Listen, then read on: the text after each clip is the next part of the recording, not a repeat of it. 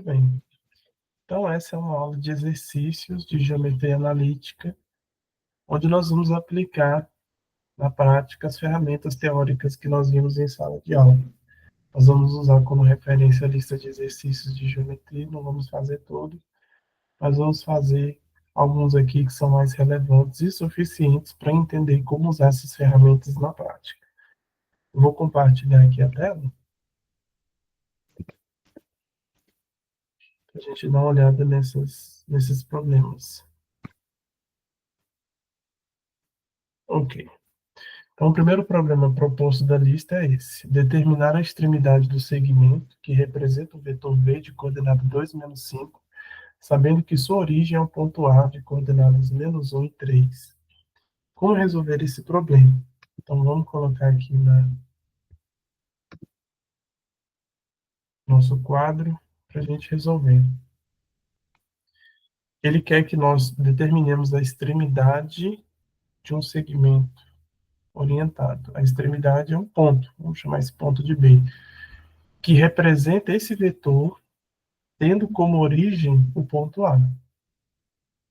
A gente sabe que um vetor, ele é uma família de segmentos orientados, né? E a gente quer que o vetor resultante do segmento orientado AB tenha exatamente as coordenadas de V, que é 2 menos 5. Então, essa é a ideia, né? É encontrar a extremidade de um segmento orientado tendo como origem o ponto A, sabendo que o vetor resultante vai ter essas coordenadas aqui, 2 menos 5. Como encontrar essa extremidade? Então, a princípio, como a gente calcula, né, o vetor AB? As coordenadas do ponto B menos as coordenadas do ponto A. As coordenadas do ponto B são desconhecidas, mas as coordenadas do ponto A nós sabemos. Quais são? Menos 1, 3.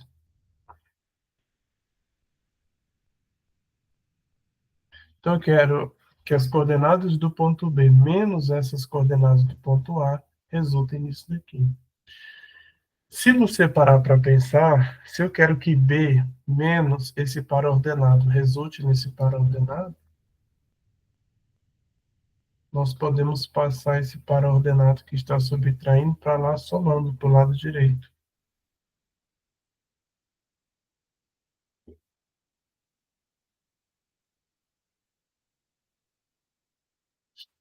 E aí a gente consegue determinar as coordenadas do ponto B.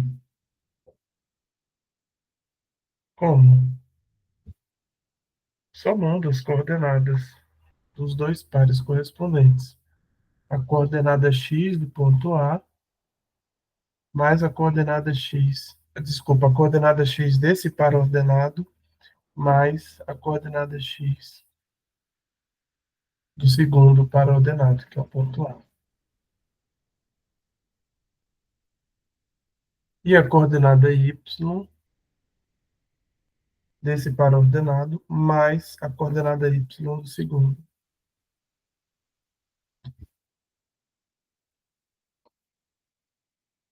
Dois mais menos um, 2 menos um, menos 5 mais 3. Quais são, portanto, as coordenadas do ponto B que nós estamos procurando? 1. Quanto que é menos 5 mais 3? Menos 2. Então, está aqui a resposta para o nosso problema. Essas são as coordenadas da extremidade do segmento orientado, que tendo como origem o ponto A, vai dar exatamente o mesmo vetor B que está aqui. Resolvido esse problema, né?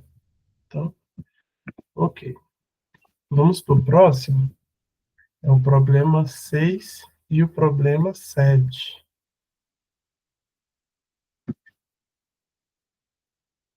Deixa eu copiar eles aqui.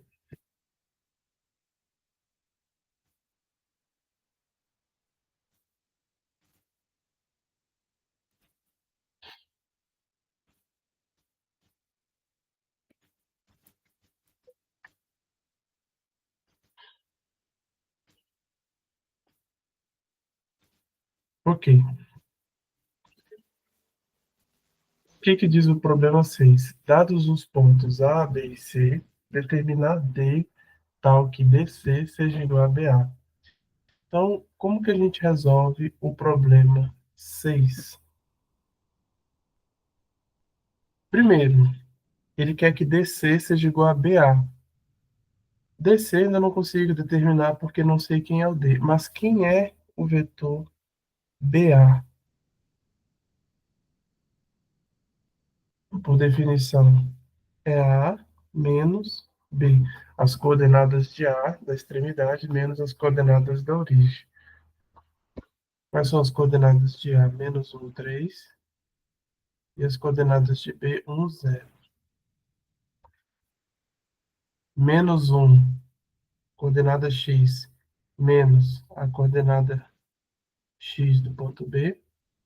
E 3, que é a coordenada y, menos a coordenada y do ponto B. Menos 1, menos 1, menos 2. 3 menos 0, 3. Então, esse é o vetor BA. Ok? Agora, quem é o vetor DC? Nós não sabemos. A princípio, o que nós sabemos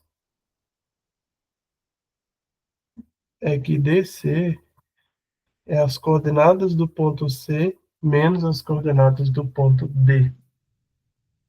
Certo? Então, o que que nós temos aqui? Nós temos que esse vetor, as coordenadas resultantes dessa operação, tem que coincidir com as coordenadas do ponto BA. Menos 2, 3. O que que eu tenho? Que informações eu sei aqui? Eu sei quem são as coordenadas do ponto C. Quais são as coordenadas de C? 2 e menos 1.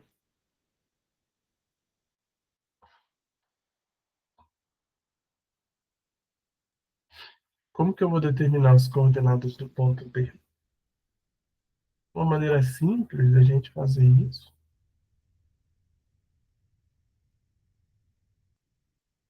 a gente pode passar o ponto D para o lado direito somando, está subtraindo, né, pelas coordenadas dele, a gente passa para lá somando, e esse vetorzinho aqui, esse par ordenado, a gente passa subtraindo.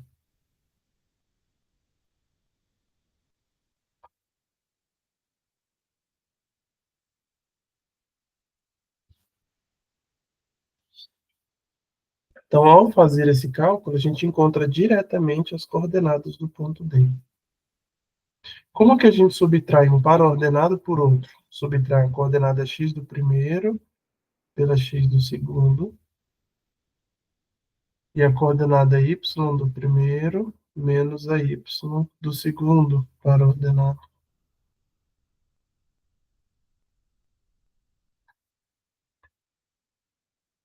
Quanto que é 2 menos menos 2? 2 mais 2, 4. E menos 1 menos 3, menos 4. Então, essas são as coordenadas do ponto D que nós estávamos procurando. Ok? Vale destacar que isso é apenas uma ferramenta, né? O ponto D em si, nós não podemos fazer cálculo com ponto. A gente não pode pegar um ponto menos outro, né? Pontos, não existe uma aritmética de pontos no plano cartesiano. Mas a gente entende que ao mesmo tempo que o D é um ponto, ao mesmo tempo ele é um par ordenado. Então, nos cálculos que a gente está fazendo aqui, a gente está olhando para ele como um par ordenado. A gente está encarando ele como um par ordenado. Por isso que a gente pode passar para o outro lado somando, subtraindo, por conta dessa paridade entre a aritmética de pares ordenados e o sistema de coordenadas que a gente usa para representar pontos. É aí que a gente percebe a importância, né? A praticidade dessa forma de notação para representar pontos no plano cartesiano. A questão 7. Dados os pontos A e B, determinar o ponto P tal que AP seja igual a PB. Por que essa questão é interessante? Por que ela é diferente das outras? Primeiro, porque o ponto A tem 3 coordenadas. Uma x, uma y e uma z. Então, são pontos no espaço. Eles não estão no plano, são pontos no espaço. Mesmo assim, a aritmética daqui, a aritmética de vetores nesse espaço é a mesma aritmética do plano cartesiano em essência. Ou seja, como nós vamos determinar esses pontos? Usando as ferramentas simples que a gente viu aqui, certo? Ele quer que o vetor AP seja igual a PB, certo? Quem é o vetor AP? As coordenadas do ponto B menos as coordenadas do ponto A. Quem é o vetor PB? As coordenadas do ponto B menos as coordenadas do ponto P. A princípio é isso, né? Mas nós não sabemos, a questão pede para determinar o ponto P. Então, nós não sabemos explicitamente quais são as coordenadas do ponto P. Só um momento.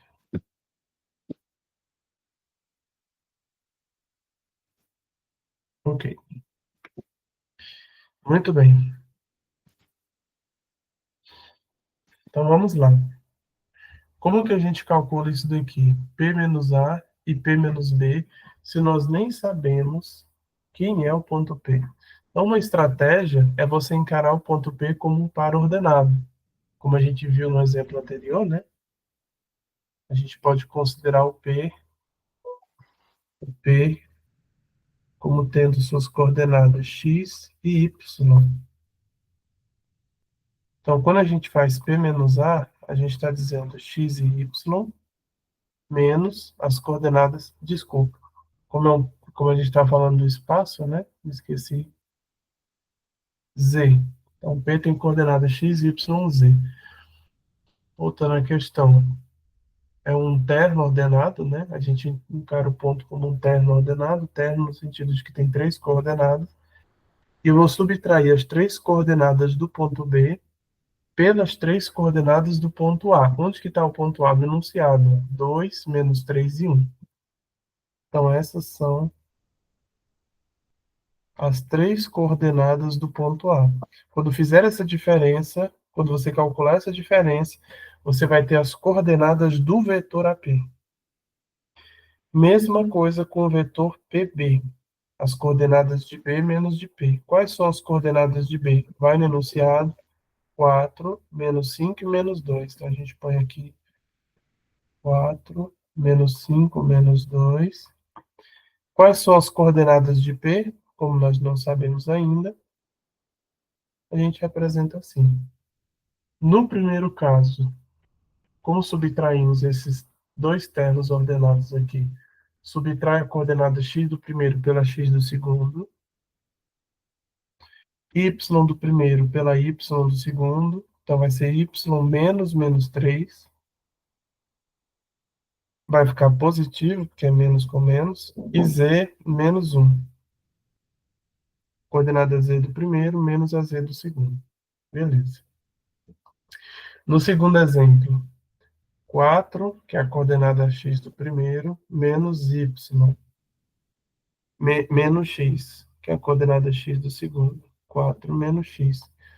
Menos 5, que é a coordenada y do primeiro, menos y. Agora sim. E menos 2, menos z. A coordenada y do primeiro menos a y do segundo, a z do primeiro menos a z do segundo. A gente quer que AB seja igual a PB. Então, eu quero que essas duas coisas sejam iguais.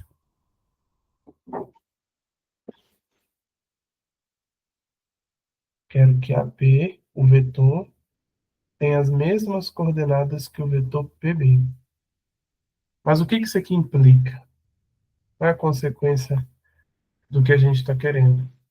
Eu quero que o vetor de coordenadas x menos 2, y mais 3 e z menos 1 seja exatamente igual ao vetor de coordenadas 4 menos x, menos 5 menos y, menos 2 menos z.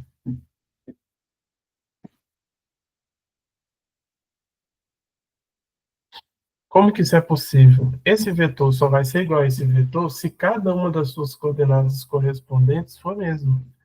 Então, consequentemente, Consequentemente, o que que nós temos aqui?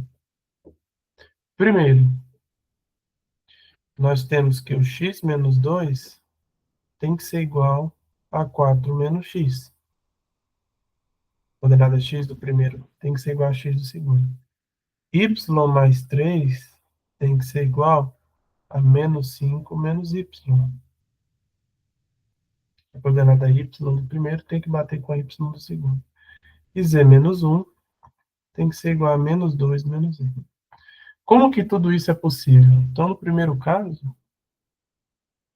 só vai ser possível se você mexer nessa equação. Eu vou pegar esse x que está subtraindo, passar para lá somando, x com x, 2x. E esse 2 que está subtraindo, vou passar para o lado direito somando. 2 mais 4, 6.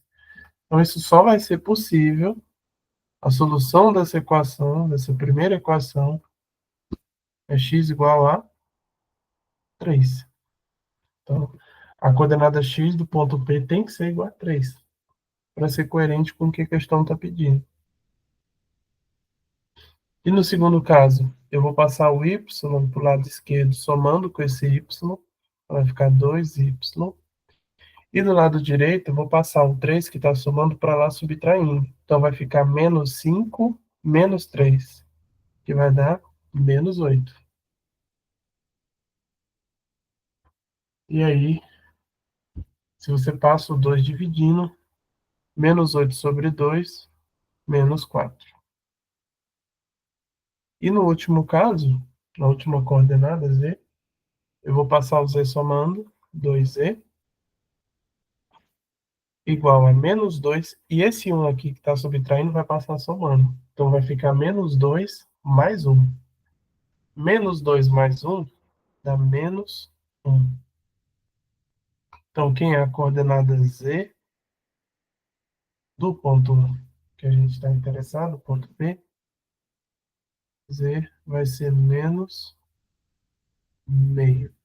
Então, pronto. Encontramos as três coordenadas do ponto P, que tornam esse problema aqui coerente nessa situação. Vetor AP igual ao vetor PB. As três coordenadas, x igual a 3, y igual a menos 4 e z igual a menos meio. Ok? Aí, então, a princípio, é a solução do problema de número 7. Ok? Vamos dar sequência. O problema número 11.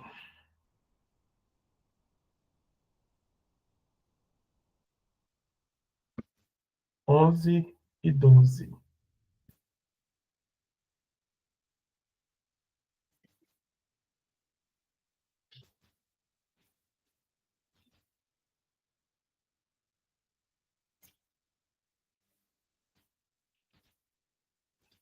O que esses problemas estão falando? Sobre colinearidade. O que é colinearidade? Dois pontos, três pontos são colineares quando pertencem a uma mesma reta, certo? Dois pontos sempre são colineares, e por dois pontos você sempre consegue passar uma reta, mas e três pontos? Quando se trata de três. Então a gente vai falar sobre isso, sobre colinearidade, sobre paralelismo. O problema 11, determinar o ponto A e B, determinar os números reais A e B, A minúsculo, né, o número real, B é o número real, de modo que os vetores U e V sejam paralelos. Paralelismo. Quando que dois vetores são paralelos? Problema 11, né? Vamos colocar aqui, para gente saber do que nós estamos falando. Então, U e V. U é paralelo ao vetor V. Esse é o símbolo de paralelismo na matemática. Quando dois vetores são paralelos, quando um dos vetores é múltiplo do outro. A gente discutiu isso em sala de aula, né? Então, dois vetores são paralelos quando um é múltiplo do outro. Mas o que que isso significa na prática, em termos de coordenadas? Como que a gente identifica vetores paralelos usando suas coordenadas? Bem, vamos supor que o vetor U tem as suas coordenadas x de U, y de U, z de U. Tipo, um vetor de três coordenadas, como é o que a gente está vendo aqui, um vetor no espaço. E o vetor V também tem suas coordenadas x de V, y de V e z de V. Ele tem suas três coordenadas y aqui, x, y, z. Beleza. Como que a gente sabe, via coordenadas, que dois vetores são paralelos? Quando as coordenadas do vetor em U, cada uma delas, for múltiplo das coordenadas do vetor V pela mesma constante. Como assim? É só você multiplicar. A constante vai multiplicar pelo x, a mesma constante vai multiplicar pelo y, a mesma constante vai multiplicar pelo v. Como a gente viu das propriedades dos vetores, né? Quando multiplica um vetor por uma constante. O único jeito desse vetor aqui ser igual a este vetor é se o x desse vetor coincidir com essa conta aqui. Se o y desse vetor coincidir com essa conta e o z coincidir com essa daqui. Se você parar para pensar, as três operações vão envolver o número k. Você pode isolar o k nas três. Como que você isola? X de U igual a K vezes X de V. Como que você isola o K? Pega o X de U, divide pelo X de V. Se você dividir o X de U pelo X de V, tem que ser a constante K. E a mesma constante tem que aparecer se você dividir o Y de U pelo Y de V. Tem que aparecer a mesma constante K. E o Z de U pelo Z de V. Então, esse aqui é o critério para a gente saber se dois vetores são paralelos. Se quando dividimos as suas coordenadas respectivas encontrarmos sempre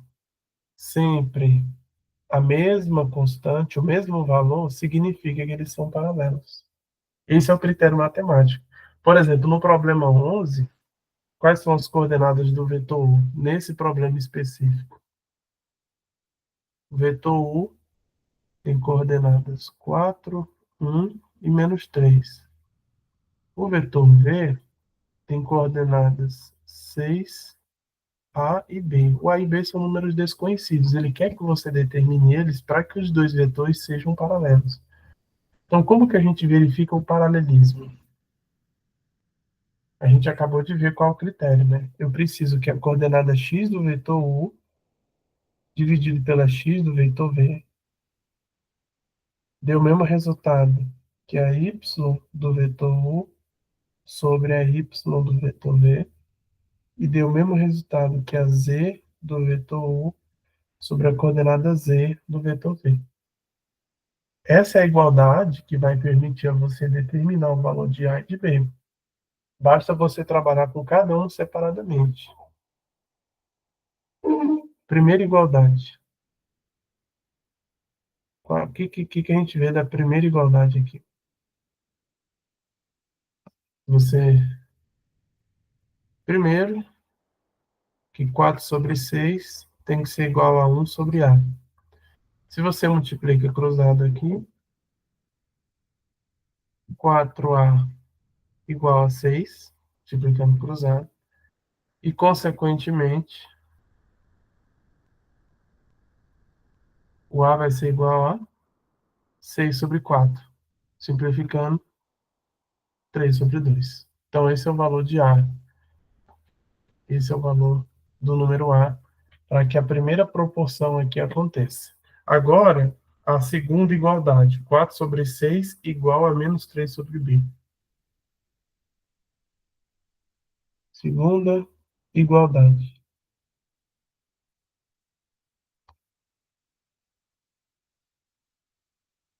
4 sobre 6 igual a -3 sobre B. Quando que isso aqui acontece? Multiplica cruzado. 4B igual a menos 3 vezes 6, 18. Quem vai ser o B?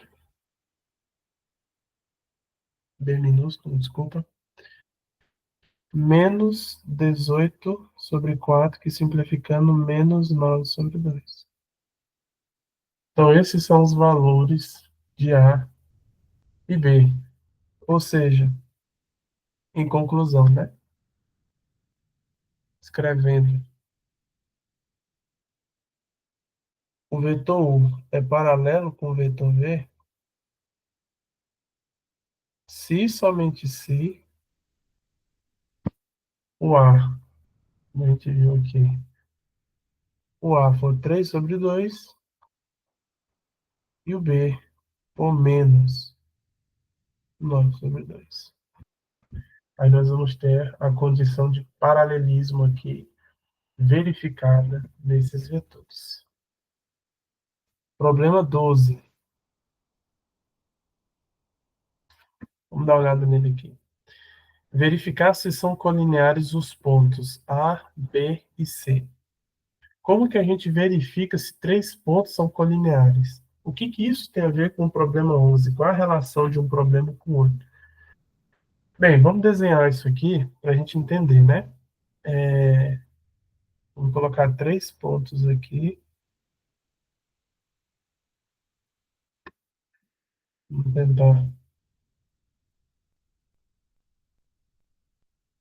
Vamos tentar representar uma reta.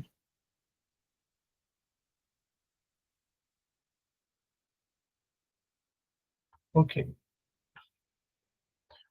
ok. Então tá. É mais fácil desenhar a reta primeiro, né? Depois eu... Pronto. Então, a gente tem dois pontos aqui. Por ele sempre passa uma reta. A gente não tem que se perguntar sobre colinearidade, né? Essa não é um problema para nós quando existem apenas dois pontos.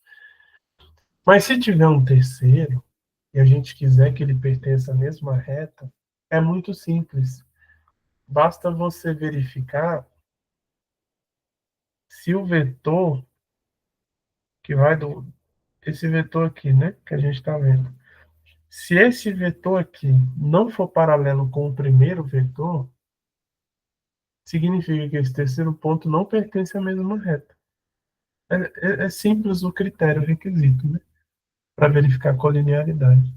Para os três pontos serem colineares, vamos dar um nome para eles aqui, A, B e C. É preciso que o vetor que vai do primeiro para o segundo seja paralelo com o vetor que vai do segundo para o terceiro. Não precisa ser o mesmo vetor, mas eles têm que ser pelo menos paralelos, para os pontos serem colineares, né? Porque se os pontos não forem colineares, como a gente está vendo aqui, então é porque os vetores não são paralelos. Então é simples assim, a gente verifica colinearidade usando o paralelismo de vetores, né? Simples assim. Então, só para a gente enfatizar, né? Três pontos, vamos destacar três pontos aqui. Três pontos, ponto A, um ponto B e o ponto C serão colineares se o vetor que vai de A até B for paralelo ao vetor de B até C. O que que eu quero dizer com vetor paralelo? A gente viu em sala de aula que isso tem a ver com a direção do vetor. Então, os dois vetores têm a mesma reta direcional. Mesmo que tenham sentidos opostos, né? Mesmo que isso aconteça, que eles tenham sentidos opostos, o que importa é a direção. Então, a reta direcional dos dois sendo a mesma, a gente diz que os três pontos são colineares, os dois vetores são paralelos e, consequentemente, os três pontos são colineares. Então, no exemplo, as coordenadas de A, -1, -5 e 0,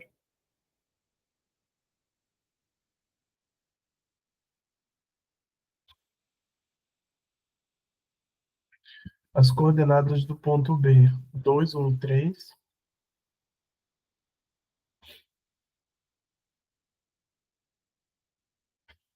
e as coordenadas do ponto C, -2, -7 e -1.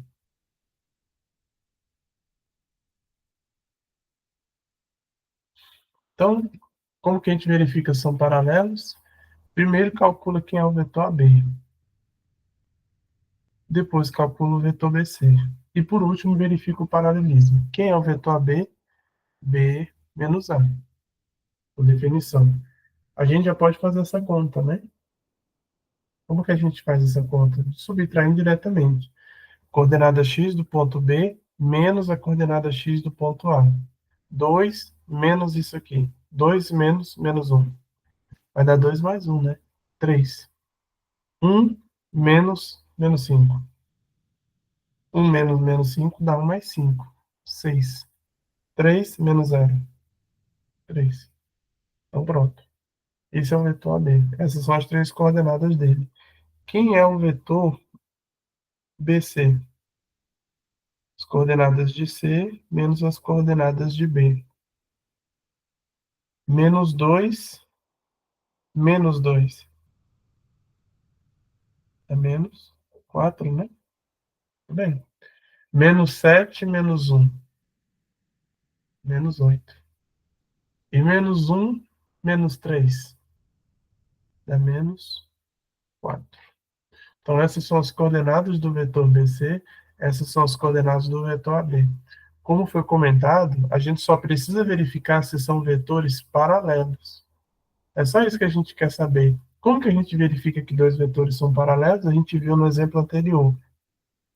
A gente divide as coordenadas respectivas. Então, a coordenada x do AB dividido pela x do BC tem que corresponder com a y do AB sobre a y do BC e tem que coincidir com a z do AB sobre a coordenada z do BC. A gente já vê que a primeira fração equivale à terceira, então não há o que se verificar aqui, não precisa se preocupar. A gente só precisa checar mesmo se a primeira é igual à segunda. Como que a gente verifica que duas frações são iguais? Simplesmente multiplicando cruzado. Se der o mesmo resultado, é porque elas são iguais. Como assim? Como que dá? Quanto que dá? 3 vezes menos 8 e 6 vezes 4. 6 vezes menos 4. Se essa igualdade aqui acontecer, as duas frações são iguais e, consequentemente, as coordenadas são proporcionais. E, consequentemente, os vetores são paralelos. 3 vezes menos 8, menos 24. 6 vezes menos 4, menos 24. Então, deu certo, né? Ok. Qual é a nossa conclusão final? AB é paralelo com o vetor BC, um é paralelo ao outro, e logo A, B e C são sim colineares.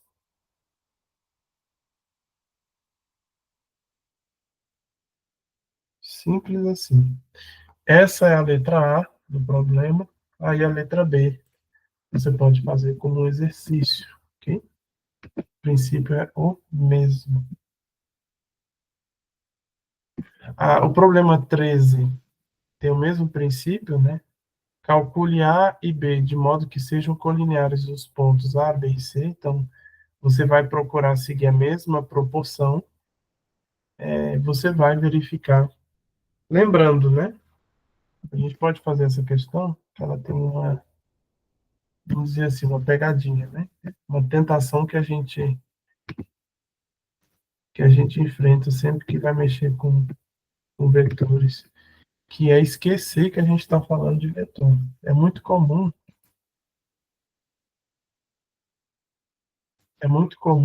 a gente esquecer de passar pela etapa vetorial do problema e pular direto do ponto para o vetor. Acha que o vetor já está pronto ali, já pode calcular, mas não. O problema 3 é um exemplo disso, né? Você tem três pontos, A, B e C, e quer que eles sejam colineares. E aí, nosso primeiro reflexo aqui de vista já sai dividindo a coordenada x do ponto A pela x do B pela x do C, né? A pessoa já vai lá, então 3 sobre 1 por exemplo, né? A coordenada x do ponto A sobre a x do ponto B tem que ser igual a y do ponto A sobre a y do ponto B e assim por diante. Não, não é isso. O que a gente precisa que haja colinearidade dos pontos é o paralelismo dos vetores. Então, a gente tem que transpor um problema que está em coordenadas pontuais para um problema de coordenadas vetoriais. Eu preciso que o vetor AB seja paralelo com o vetor BC. Agora sim, eu vou calcular as coordenadas do vetor AB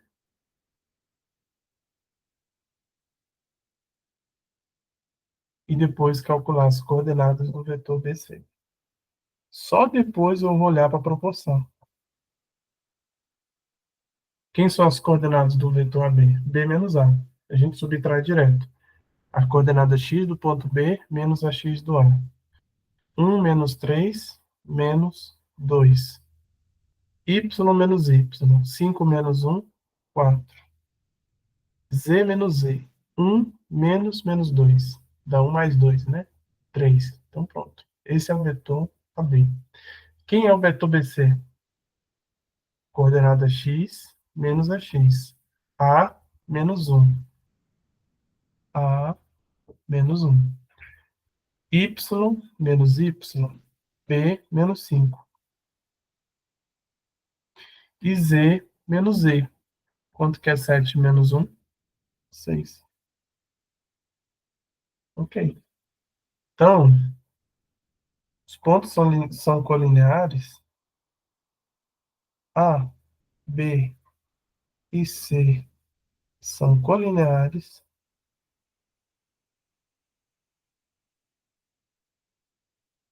se o que acontecer? Aquela proporção, né?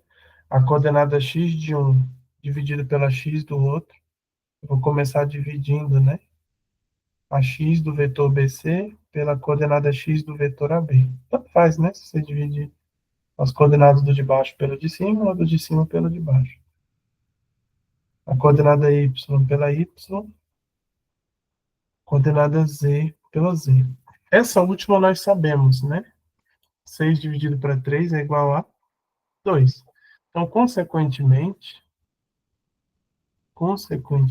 isso nos fornece duas condições. Eu preciso, primeiro, que A menos 1 sobre menos 2 seja igual a 2, e preciso que B menos 5 sobre 4 seja também igual a 2. O que significa a primeira condição? Eu preciso que A menos 1 seja igual a... Quanto que é menos 2 vezes 2? Menos 4. É a primeira condição. E a segunda? Preciso que B menos 5 seja igual a 4 vezes 2, 8.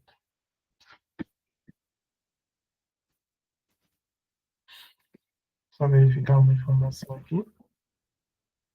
Tudo certo. Então é isso, né? Como que a gente verifica isso aqui? Agora é só você passar, né? Somando para o lado de lá, isola cada uma das variáveis. Então, AB vai ser paralelo com BC, se e somente se o A for igual a quanto? Você passa menos 1 para cá somando, menos 4 mais 1 dá menos 3. E o B, o menos 5 você passa somando para o outro lado, 8 mais 5 dá 13. Pronto. Então, essas são as condições. O A igual a menos 3 e o B igual a 13. Se isso acontecer, os três pontos aqui, A, B e C, serão colineares, pertencerão à mesma reta. O 15, problema 15.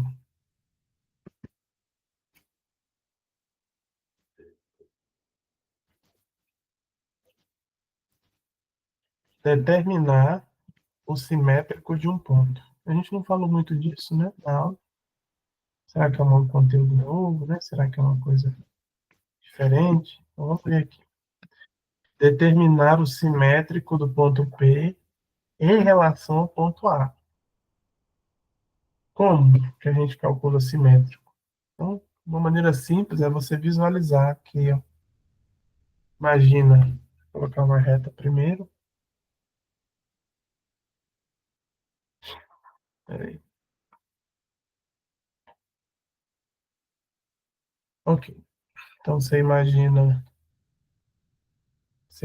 o ponto A aqui e o ponto P aqui nessa extremidade. O simétrico do ponto P em relação ao ponto A é o ponto que está exatamente oposto ao ponto P em relação ao A. Vamos chamar esse ponto de P'. Pronto. Então, essa é a ideia de simétrico, né? É o ponto que está oposto ao P em relação ao A, tendo A como referência. Como que a gente determina o simétrico de um ponto em relação ao outro? É simples. Olhando aqui para esse desenho, basta que o vetor AP, o vetor que tem como origem o ponto A e extremidade o ponto P, seja o oposto do vetor AP'. O vetor que tem como origem o ponto A e extremidade o ponto P'. Então, se esse vetor aqui, o AP' for oposto do anterior, é porque esses dois pontos, um é simétrico do outro em relação ao ponto A. Bem, nós não sabemos ainda quem é o P', né? Mas a gente pode determinar isso. E essa é uma questão que nós já vamos fazer com uma técnica parecida das primeiras. Que, a princípio, quem é o vetor AP? Olha só, quem é o vetor AP? É o vetor P menos A, coordenadas do ponto P menos as do A. O X menos o X. 3 menos menos 1, 3 mais 1, né? 4. 1 menos 0, 1. Menos 2 menos menos 3. E agora? Menos 2 menos menos 3 dá 1, né?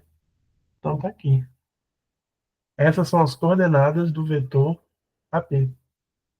E quem são as coordenadas do vetor, ou menos, né? O vetor AP'. AP', a princípio, é as coordenadas do ponto P' menos as coordenadas do ponto A. Só que menos AP' é o oposto disso, né? Então, é as coordenadas do ponto A menos as coordenadas do P'. É o oposto, né? Da subtração. Eu quero que isso, A menos P', seja igual ou forneça esses valores aqui, essas coordenadas aqui. O que eu posso fazer para resolver esse problema? É uma técnica parecida com a que eu fiz lá no começo. Eu vou tratar o ponto P' como um par ordenado. Eu estou subtraindo um terno, né? No caso, 3 coordenadas é um terno, um trio ordenado. Esse trio ordenado do ponto A menos o trio ordenado do ponto P' está dando 4, 1 e 1. O que eu faço para encontrar o trio ordenado do ponto P'? Passo as coordenadas dele somando e passo aquelas 3 ali, ó, subtraindo para o lado esquerdo. Então, o ponto P', as coordenadas dele vão ser dadas pela diferença das coordenadas de A por esse trio ordenado. Quais são as coordenadas de A? Menos 1, 0, menos 3. Se você subtrair isso de 4, 1, 1, você encontra as coordenadas de P'. Como que a gente subtrai? Menos 1, menos 4. Vai dar quanto? Menos 5. 0, menos 1. Menos 1. Menos 3, menos 1. Menos 4. Pronto. Esse é o ponto simétrico do ponto P em relação ao ponto A. Tá aqui, as coordenadas do P' obtidas diretamente, né? Então, as duas técnicas aí, né? A gente pode usar livremente. Agora, nos problemas propostos, nós temos aqui a questão. Nós temos várias questões interessantes. Uma delas é a questão 4, que fala sobre o versor. Mas antes, né, da gente falar sobre o versor, nós vamos resolver o problema 5 e o problema 6. que falam sobre o conceito de vetor unitário.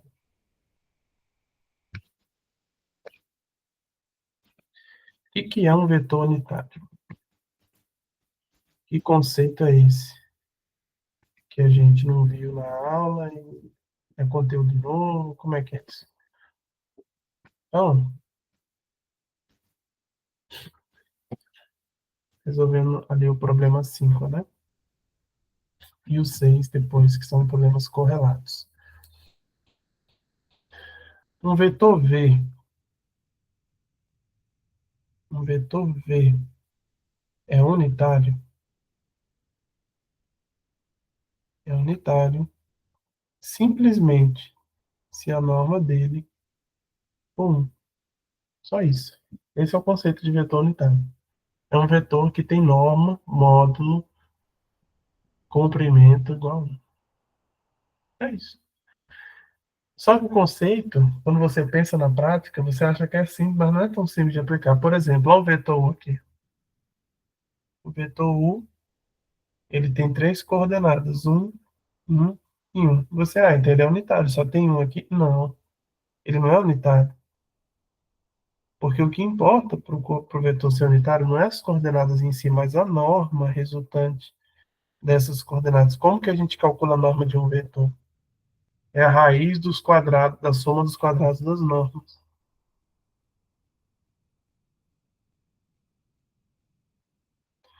1 ao quadrado é 1, 1 mais 1, 3. Ó, a norma do vetor raiz de 3. Então, o não é unitário. O não é unitário. E o vetor V? Vamos ver. O que a gente tem a dizer sobre o vetor V? O vetor V está ali, né? A gente tem as três coordenadas dele. 1 sobre raiz de 6, menos 2 sobre raiz de 6, 1 sobre raiz de 6 de novo. Beleza. E agora? Como que a gente calcula a norma desse vetor? Vamos lá. Norma do vetor V. A raiz quadrada. Qual é o quadrado dessa primeira coordenada dele aqui? O quadrado de 1 é 1. Qual é o quadrado da raiz quadrada de 6? É 6, né? O quadrado com a raiz corta fica só 6. Então, esse é o quadrado da primeira coordenada. Qual é o quadrado da segunda? O quadrado de menos 2, 4. E o quadrado da raiz de 6, 6 novamente. E aqui, qual é o quadrado de 1? 1. E o quadrado da raiz de 6, 6 novamente. Somando três frações que têm o mesmo denominador, a gente preserva o denominador, soma os numeradores. Qual vai ser o resultado dessa fração? 1, né? 6 dividido por 6 é 1. Quem é a raiz de 1? 1. Então, esse vetor, ele é, sim, unitário. O que menos parecia ser foi, né, o vetor unitário. Então, é simples o conceito, né? Mas só tomar cuidado na hora de aplicar, de calcular e tudo. Problema 6. Determinar o valor de n para que esse vetor aqui seja unitário. Então, a gente agora... É parecido com aqueles problemas que a gente fez, de determinar o a, o b. Então, a gente vai fazer isso. Tem um vetor n, o vetor v,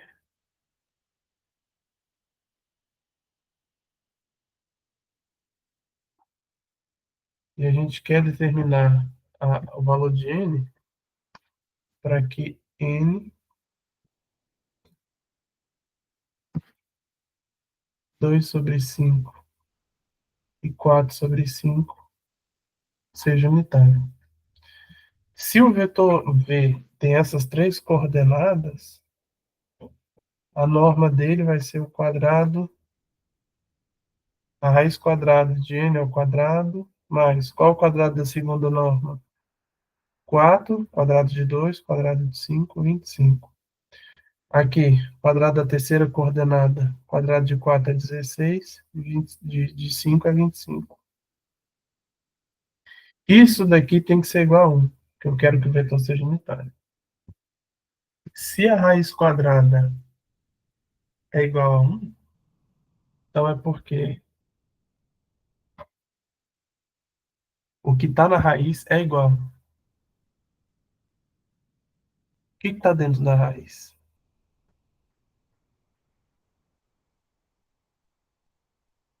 A soma dessas duas frações que tem o mesmo denominador, a gente preserva o denominador, soma os numeradores, e nós temos aqui como consequência que n ao quadrado mais 4 mais 16, 20 sobre 25 é igual a 1.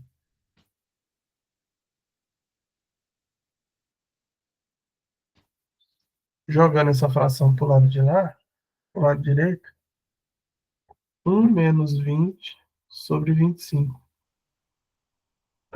que vai ser igual a, subtraindo as duas frações aqui, 5 sobre 25, né? Subtração de frações. Consequentemente, n ao quadrado vai ser 5 sobre 25. Simplificando, dividindo por 5 em cima e embaixo, o n ao quadrado é 1 sobre 5. Consequentemente, o n ao quadrado é 1, desculpa, o n é 1 sobre a raiz de 5.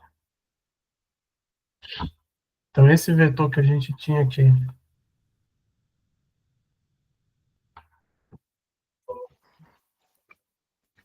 ele só vai ser unitário, é unitário, se esse n aqui for igual a 1 sobre raiz de 5. Se você racionalizar, raiz de 5 sobre 5. Tá? Para tirar a raiz do denominador. É assim que a gente trabalha com vetores unitários. Verificar aqui tudo certo com a apresentação, com a gravação, tudo certo. Então tá, questão 6 está resolvida. Nós vamos agora para 10. Calcular o perímetro do triângulo de vértices A, B e C. Essa questão aqui ela é relativamente simples, né? Como é que a gente calcula o perímetro de um triângulo? A gente soma os seus lados. Então, você vai calcular a norma do lado AB, a norma do lado BC e a norma do lado AC. Você vai calcular as três normas. A soma das três é o perímetro, porque cada norma dessa vai ser a medida de um lado do triângulo. Então, essa questão aqui é relativamente tranquila.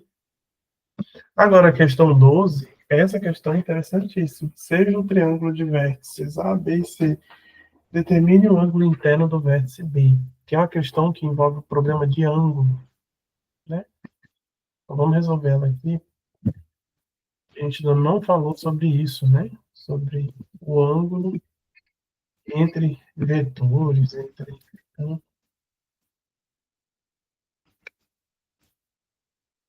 vamos lá resolver essa questão. Ok. Seja o triângulo de vértices ABC. Ok. Como que a gente determina o ângulo interno de um determinado vértice desse triângulo? Como que a gente vai fazer isso? Então, desenhar aqui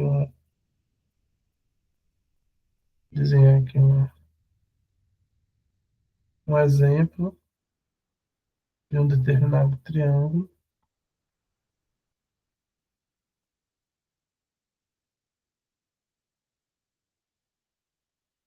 Pronto. Imagina que aqui é um triângulo. O desenho está imperfeito, mas o que importa é entender o que está acontecendo aqui. Vértices A, B e C. O que a gente vai fazer para encontrar o ângulo interno do vértice B? Então, esse ângulo aqui, ó. como que a gente vai determinar esse ângulo interno aqui? Uma estratégia que nós podemos usar para determinar esse ângulo é a gente trabalhar com o conceito de produto interno de vetores. Por quê? A gente sabe, a princípio, como calcular o produto interno entre, por exemplo, o vetor BA e o vetor BC.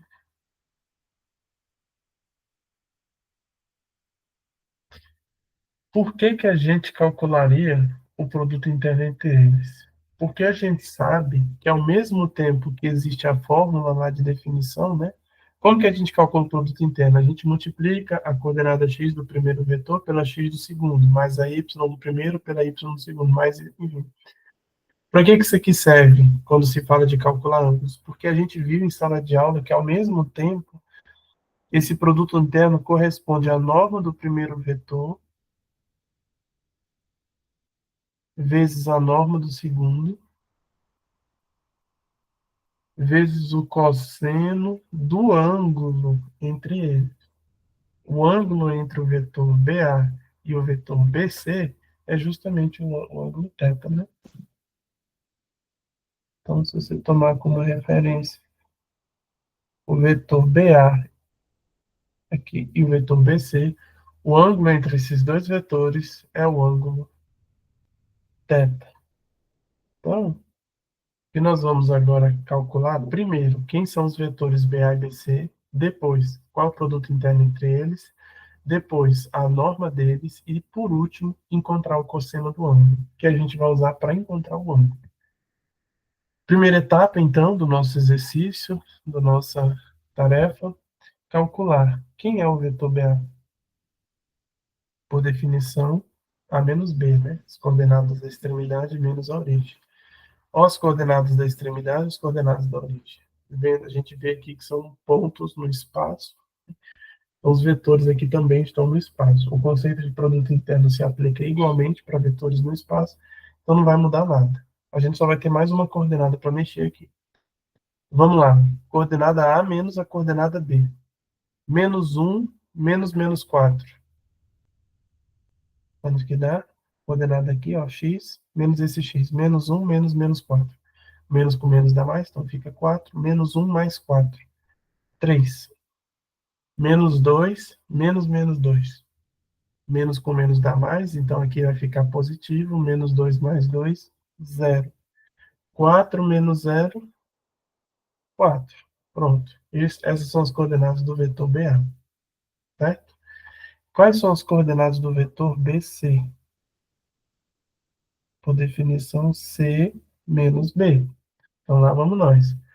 3 menos menos 4. Vai somar, né? 3 mais 4. Fica 7. Menos 2 menos menos 2. Dá zero de novo, né? Esse 2 vai ficar positivo e com menos 2 dá zero. 1 menos 0, 1. Então essas são as coordenadas do vetor BA e do vetor BC. Beleza. Então já tenho aqui essas coordenadas. Qual é o valor do produto interno do vetor BA pelo vetor BC?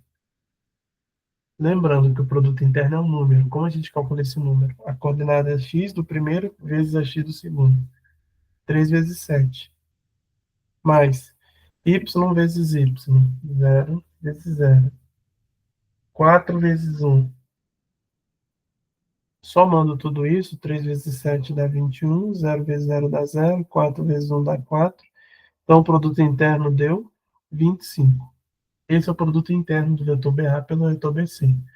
Agora a gente precisa calcular as normas aqui para poder ficar faltando só o cosseno θ.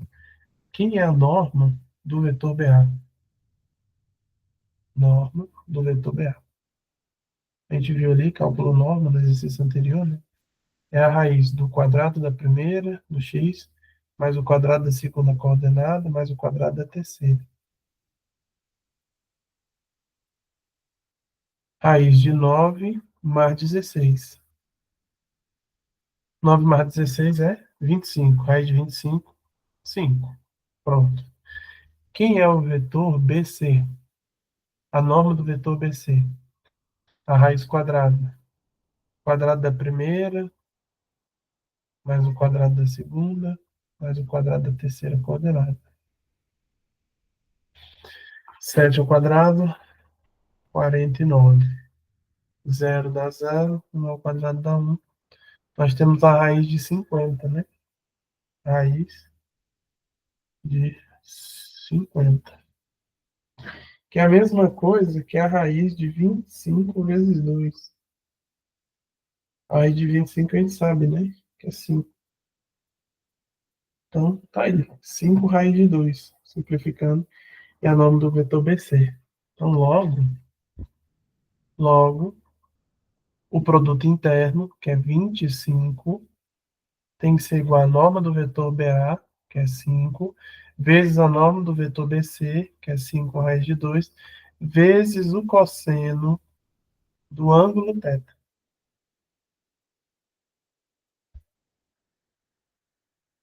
Se você isolar o cosseno, 5 vezes 5 dá 25. Passa dividindo 1.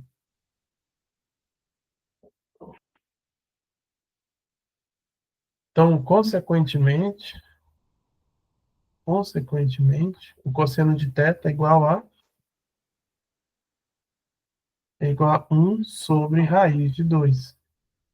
Cosseno de θ é igual a esse número. Qual é o ângulo θ que tem esse cosseno? Bem, no círculo trigonométrico existem infinitos ângulos que têm esse cosseno. Mas num triângulo,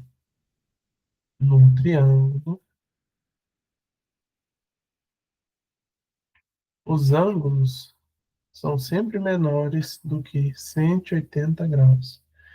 E, na verdade, o ângulo entre vetores também, né? O ângulo entre vetores é sempre o número entre 0 e 180. Ou seja, ele está no primeiro ou no segundo quadrante do círculo trigonométrico no máximo. Nesse contexto, nessa limitação que a gente está colocando, quem é o ângulo que tem como cosseno 1 sobre raiz de 2? Talvez de primeiro a gente não vê, né? Mas se você racionalizar, o cosseno de θ, se você racionaliza, raiz de 2 sobre 2. Agora a gente talvez lembre, né? Naquela tabelinha lá. Qual é o ângulo que tem raiz de 2 sobre 2 como cosseno? 45 graus, né? Conhecido como π sobre 4. Prontinho. Então, esse é o ângulo interno do vértice B, que é o ângulo entre os vetores BA e BC. Calculamos os vetores, o seu produto interno, depois as suas normas, e por último usamos a fórmula do produto interno para isolar o cosseno e a partir do cosseno encontrar o ângulo.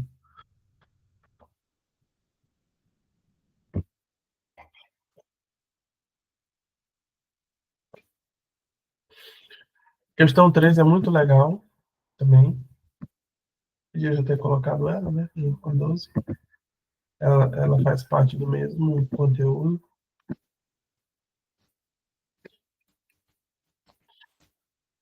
Ok?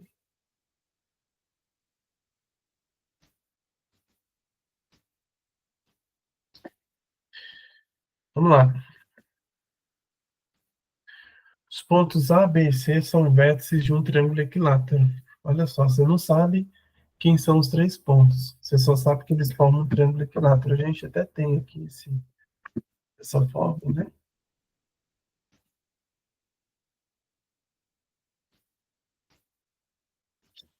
Pronto. Supor que esse aqui é um triângulo equilátero. Os três pontos aqui são vértices desse triângulo. Então, ponto A, ponto B, ponto C. Cujo lado mede 10. Então, cada lado desse tem a mesma medida, mede 10. Calcule o produto escalar dos vetores AB e AC. Quem é o vetor AB? É esse vetor aqui, né? Que vai de A até B. E o vetor AC é esse daqui. Certo? Então,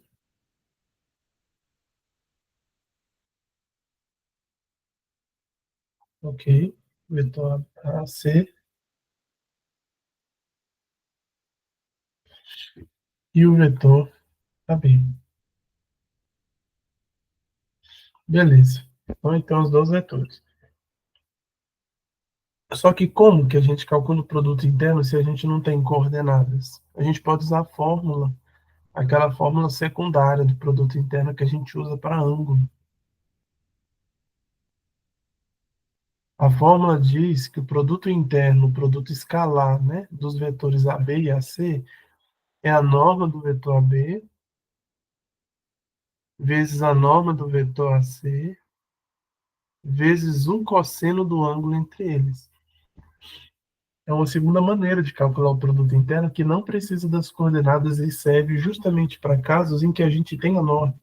E a questão diz, quando mede a norma, diz que é um triângulo equilátero e os lados medem 10. Se o triângulo é equilátero, todos os três lados têm a mesma medida, que é, inclusive o lado BC, a norma de todos eles é 10.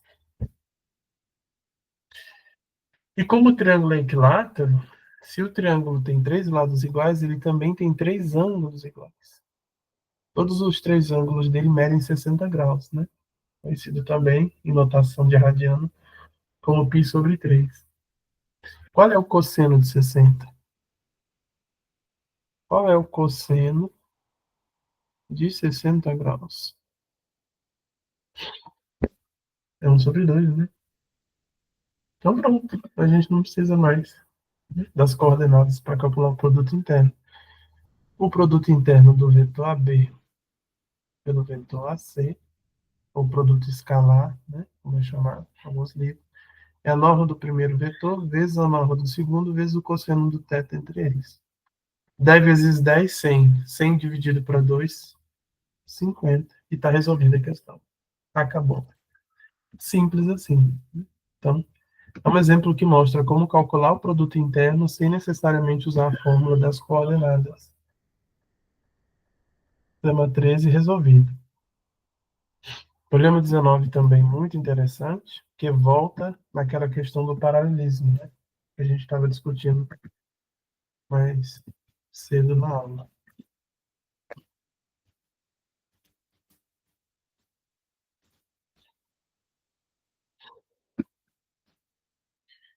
Muito bem.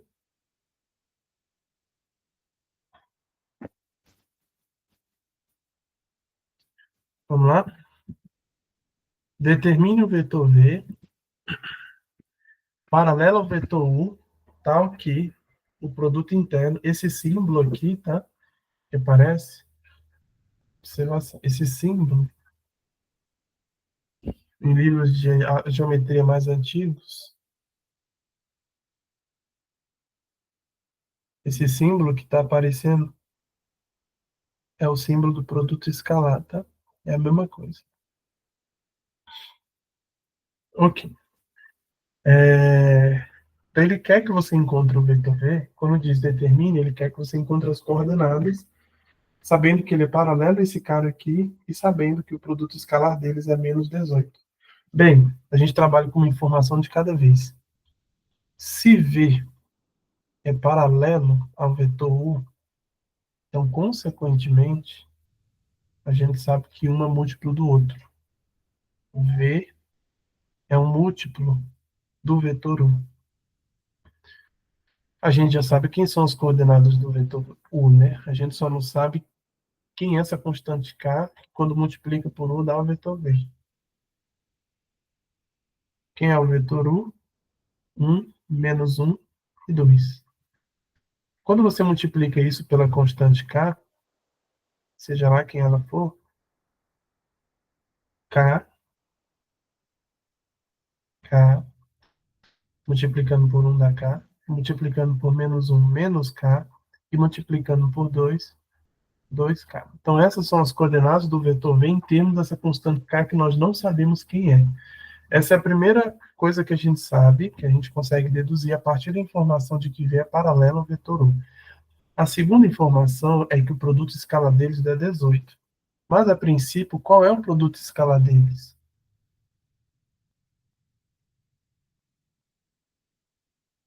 Qual o produto escalar de V com U? Você vai multiplicar as coordenadas do vetor V pelas coordenadas de U. A coordenada x do vetor V é k.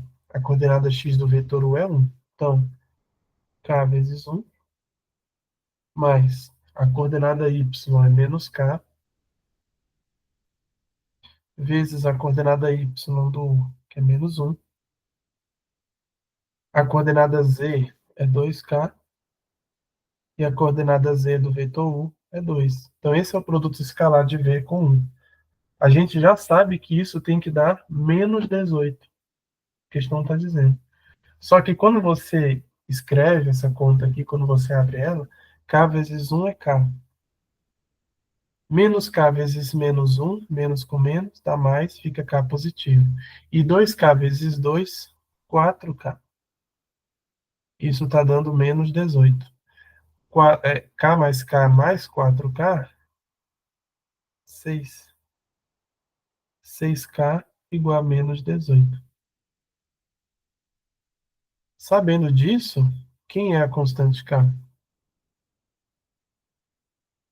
K vai ser igual a menos 18 sobre 6, que é menos 3. Pronto, encontramos o valor de k e a gente pode usar isso para recuperar essa informação. Recuperar as coordenadas do vetor V, que nós não sabemos. Logo, quem é o vetor V? Qual é a coordenada x dele? É k. Se o k é menos 3, então está aqui, menos 3. O y é menos o k. Se o k é menos 3, menos isso vai dar 3 positivo. E a coordenada z é duas vezes o k.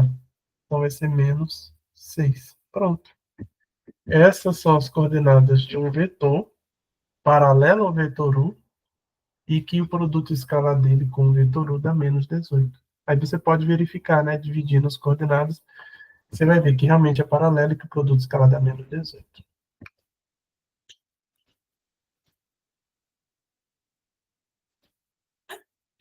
Muito bem. Então a gente resolveu essa questão. Problema 19.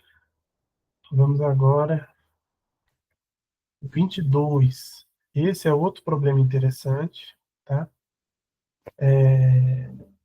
Esse problema trabalha com geometria analítica e geometria básica, tá? Ao mesmo tempo.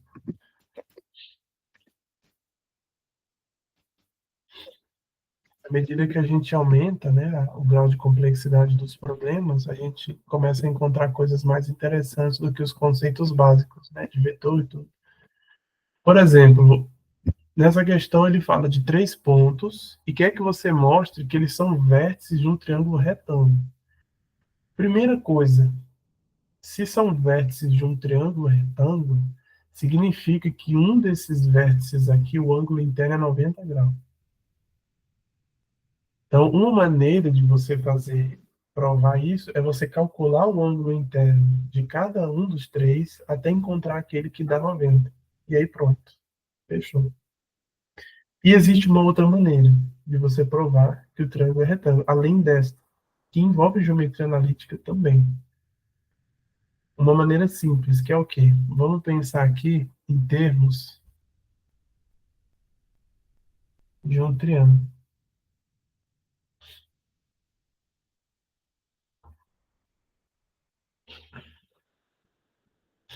Vou desenhar ele aqui. A gente não sabe onde que está o ponto A, o ponto B e o ponto C aqui. A gente já sabe que o resultado aqui vai ser um triângulo retângulo, mas nós não sabemos qual desses três é o vértice que tem 90 graus. Mas o que que a gente pode fazer? A gente pode calcular as normas de cada um desses lados. Podemos calcular a norma e verificar se o teorema de Pitágoras funciona. Porque se o teorema de Pitágoras funcionar, o triângulo é retângulo. O teorema de Pitágoras ele funciona nos dois sentidos. Se o triângulo for retângulo, vale a relação de Pitágoras. E se a relação de Pitágoras vale, o triângulo é retângulo. Essa volta funciona. Se você verificar a relação de Pitágoras, você provou que o triângulo é retângulo. Como você verifica? Calculando as normas dos três vetores. Primeiro AB, depois AC e depois BC. Faz diferença se eu colocar CB em vez de BC? Na hora de calcular a norma não vai fazer diferença nenhuma. Não vai fazer diferença, porque a norma é a mesma. Na verdade, a gente só está interessado nisso aqui, ó, no quadrado das normas.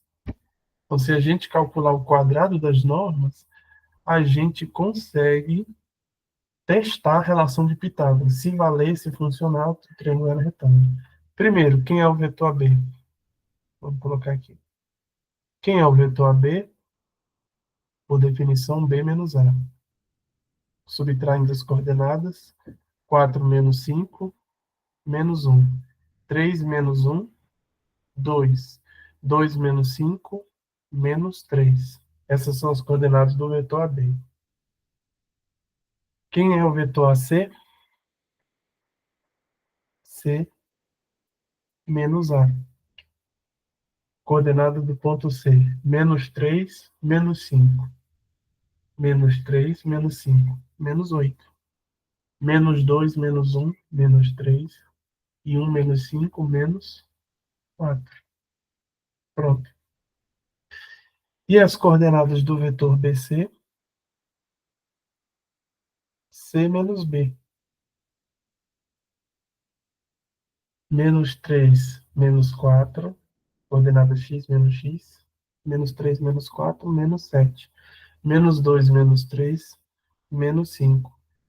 1 menos 2, menos 1. Então, esses são os três vetores que nós vamos calcular as normas para mensurar os lados do triângulo, para mensurar a medida dos lados.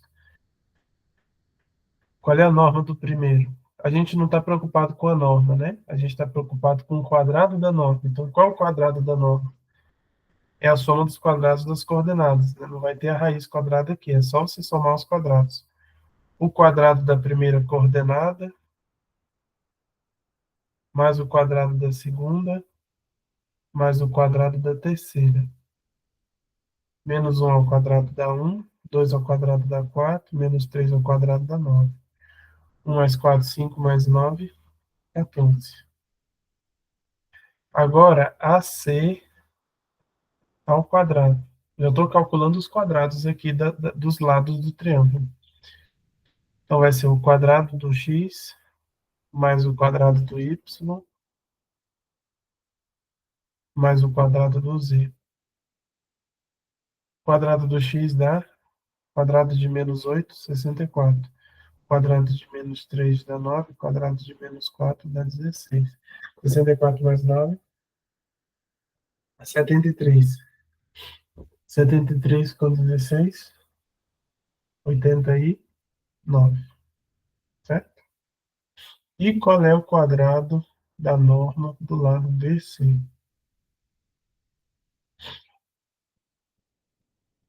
Menos 7 ao quadrado, mais menos 5 ao quadrado, mais menos 1 ao quadrado. Quadrado das três coordenadas. Menos 7 ao quadrado, 49. Menos 5 ao quadrado, 25. Menos 1 ao quadrado dá 1. E aqui? 49 mais 1, 50. 50 mais 25, 75. Será que a relação de Pitágoras acontece? Você consegue mostrar que a soma de dois lados ao quadrado é o terceiro ao quadrado? Dá para a gente ver isso, né? Veja que se você somar o lado AB ao quadrado com o lado BC ao quadrado, o lado AB vale 14. O lado BC, o quadrado do lado AB. O quadrado do lado BC vale 75. 75 mais 14, 89, que é exatamente o quadrado do lado AC. Então, logo, vale o teorema de Pitágoras. O teorema de Pitágoras. E o mais interessante ainda,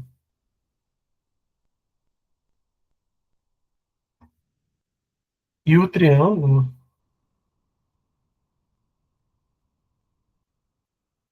e o triângulo Qual o triângulo que a gente está considerando aqui? ABC é retângulo. Em que ponto que ele é retângulo? Essa é que é a parte legal. A gente não consegue descobrir isso. Por quê? O quadrado do lado AB mais o quadrado do lado BC foi igual ao quadrado do lado AC. Então, quais são os catetos aqui? O primeiro cateto, AB. O segundo, BC. Qual é o ponto comum aos dois catetos? O ponto B. Ele é comum tanto ao primeiro cateto como ao segundo. E a hipotenusa é ao lado AC. Então, onde que está o ângulo reto de 90 graus? No ponto B. É retângulo no vértice B. No vértice B. Então, a gente não conseguiu descobrir isso. Veja, essa não é a forma certa. Como eu comentei, existem outras maneiras de você verificar isso, que ele é retângulo. Por exemplo, fazendo o que a gente fez numa questão anterior. A gente calculou o ângulo de cada vértice, a gente, no caso, calculou o ângulo de apenas um. Aqui você calcularia o ângulo de cada vértice até encontrar o ângulo de 90 graus. Como você vai calcular o ângulo de cada vértice? Usando outra ferramenta, que é o produto escalar, ou produto interno, tá bom? Então, se você usar essa outra ferramenta, você resolve o mesmo problema, vai encontrar o mesmo ponto como sendo o ângulo de 90 graus. Beleza. Então, vamos agora aqui para o problema 33. Esse é um outro problema, tem a ver com o conceito de projeção. Mas, vou só verificar aqui no momento. Está tudo bem com a reunião? Está tudo bem. É...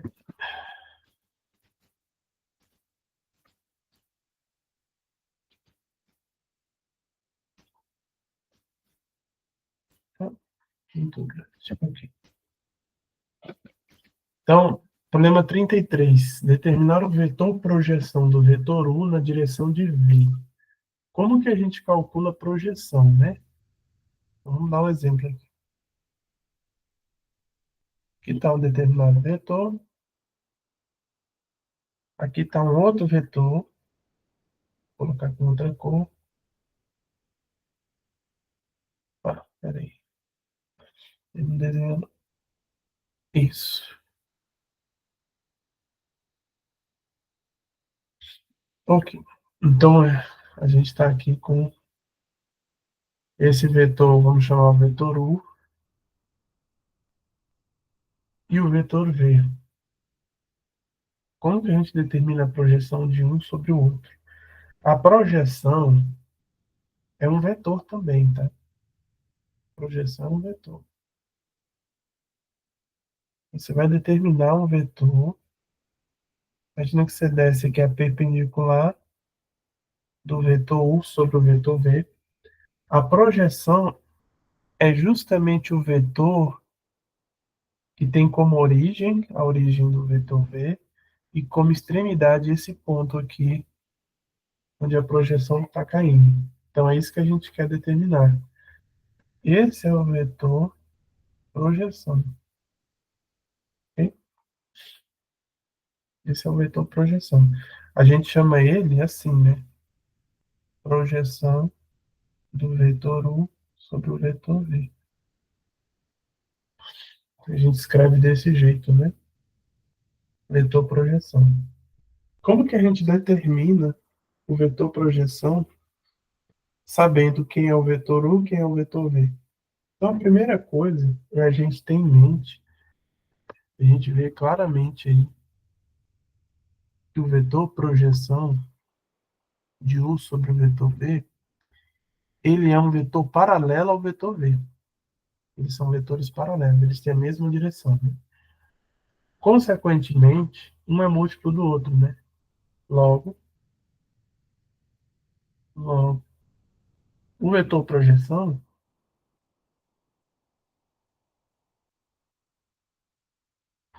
ele é um múltiplo do vetor V. Esse múltiplo, quando a gente fala, não precisa dizer, não precisa se referir a um múltiplo maior, pode ser um múltiplo menor, como a gente vê aqui, né? Ele é um múltiplo menor que o vetor v, pode ser metade, um terço, um quinto, né? Mas é um múltiplo nesse sentido. Pode ser até oposto ao vetor v, não tem problema, né? Desde que seja um múltiplo das coordenadas, no caso, as três coordenadas do vetor v. Muito bem. Sendo ele um múltiplo do vetor v, a norma dele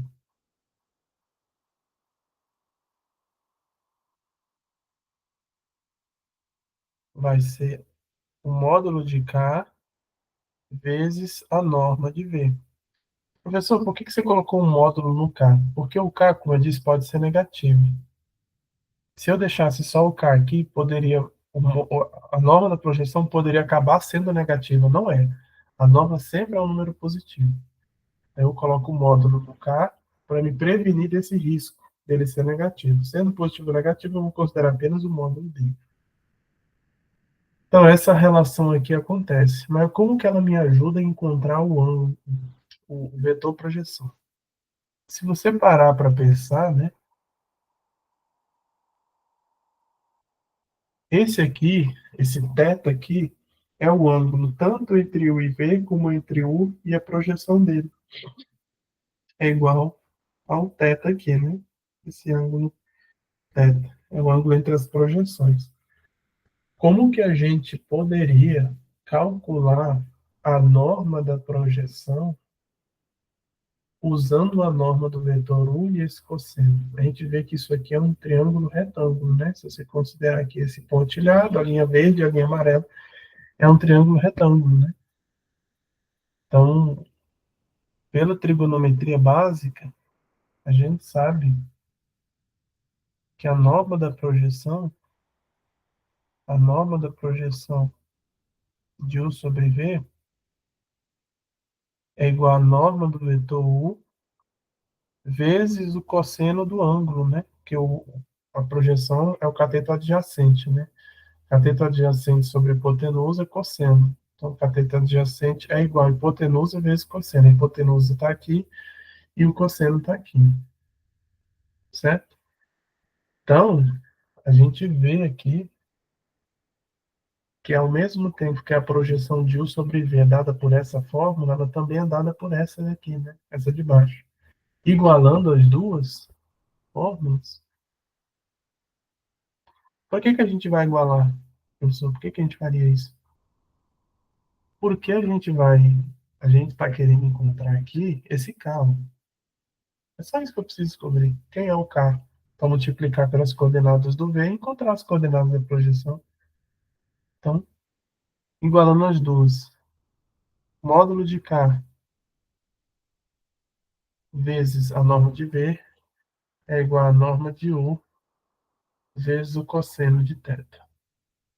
Como que isso aqui me ajuda? Bem, isso aqui mostra para mim que o módulo de K, se você isolar ele, vai ser o módulo, a norma de U dividido pela norma de V vezes o cosseno de θ. Então, é isso daqui, essa fórmula que permite a mim encontrar o K, o módulo dele.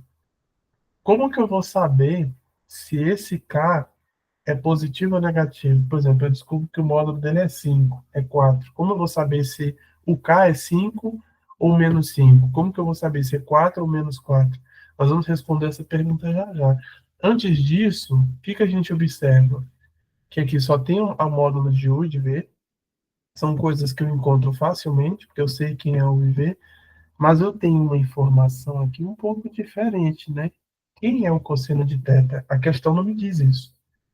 E problemas que falam de projeção nunca informam para você quem é o cosseno de θ. Então, como eu vou encontrar esse cosseno? Bem, a gente sabe que se eu fizer o produto escalar de U por V, uma das equações é essa daqui. Se você isolar o cosseno, se você isolar o cosseno nessa fórmula, o que aparece? Isolando o cosseno, uma fração que tem como denominador o escalar de U com V, como numerador, E embaixo dividindo norma de U vezes norma de V. E o mais interessante, né? Se o ângulo entre U e V, se o ângulo, se esse ângulo aqui for maior do que 90 graus, então o produto interno vai dar negativo. Ele vai acusar isso. O produto interno ele acusa, né? O sinal dele diz se o ângulo entre os vetores é agudo ou obtuso. Se o ângulo for obtuso, o produto interno dá negativo. Se o ângulo for agudo, como está nas anotações, né, de aula, se o ângulo for agudo, então o produto interno dá positivo.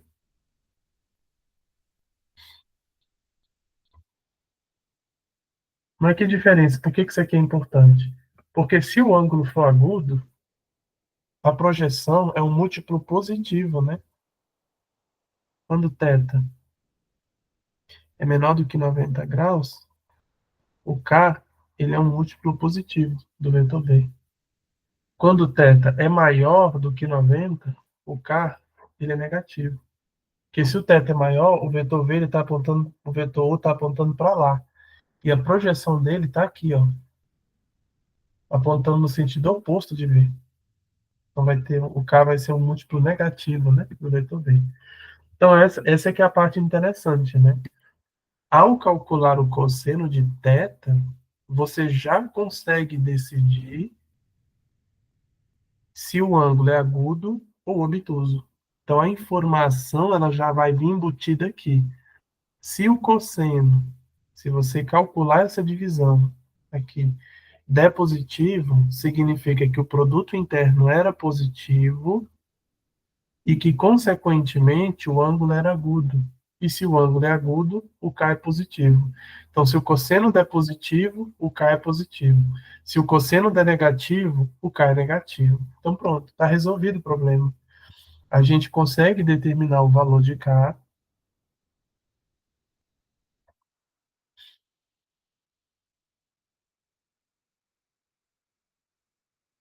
Peraí, deixa eu arrumar isso aqui. Norma de U sobre a norma de V vezes o cosseno. Quem é o cosseno? Está aqui, ó. Produto escalar de U com V dividido pela norma de U vezes a norma de V. Pronto. Tá aí. O que a gente consegue simplificar? Norma de U está dividindo pela norma de U. Então, o que a gente faz? Corta, vai ficar só produto escalar de U com V. Norma de U vai cortar com ele mesmo. Então, aqui embaixo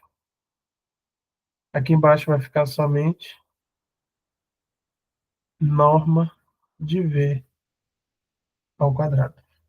Pronto. Esse é o K que nós estávamos falando. Se você multiplicar esse número pelo vetor V, você vai encontrar a projeção. Então, finalmente, portanto,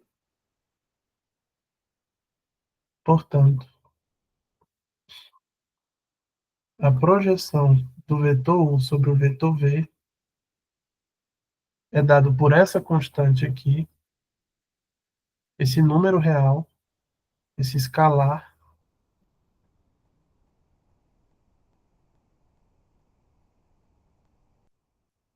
vezes o vetor V. Lembrando, a primeira parte aqui, ó, primeira parte dessa expressão é um número real e a segunda parte é um vetor. Então, você vai calcular esse número real, multiplicar por esse vetor pelas coordenadas, e aí o resultado vai ser o vetor projeção. Então, esse conceito ele é muito presente na geometria analítica, muitos problemas falam dele, e a questão diz quais são as coordenadas de U e de V. U é 1, 2 e menos 3. Então, vamos lá. U é igual a 1, 2 e menos 3. E o vetor V, 2, 1 e menos 2. 2, 1 e menos 2. Como que a gente calcula?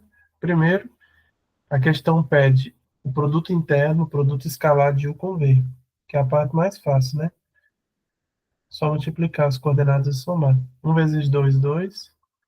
2 vezes 1, 2. Menos 3 vezes menos 2, 6. 2 mais 2, 4 com 6, 10. Quem é a norma do vetor V? Norma ao quadrado, né? Ele quer a norma ao quadrado. Então é só somar os quadrados das coordenadas. 2 ao quadrado, mais 1 ao quadrado, mais menos 2 ao quadrado. 2 ao quadrado dá 4, 1 ao quadrado dá 1, menos 2 ao quadrado dá 4. 4 com 1 com 4 dá 9. A norma de V ao quadrado é 9. Então, consequentemente, a projeção do vetor U sobre o vetor V é dada por a razão entre o produto escalar e o quadrado da norma vezes o vetor V. Se você multiplicar, qual vai ser o resultado desse processo aqui? Produto escalar deu 10, dividido pela norma ao quadrado, 9. Então, 10 sobre 9 vezes 2, 20 sobre 9. 10 sobre 9 vezes 1, 10 sobre 9. E 10 sobre 9 vezes menos 2, menos 20 sobre 9. Ah, pronto. Esse é o vetor projeção de U sobre V. É um vetor que tem a mesma direção que o vetor V, e a norma dele é dada por essas fórmulas aqui, né? Como a gente viu. Beleza. Então tá resolvida a questão. Projeção de um vetor sobre o outro. Problema 33. Já os outros problemas, o problema 51, por exemplo, fala sobre o produto externo, que é um outro conceito. Igual ao produto externo de dois vetores. Como que a gente calcula isso?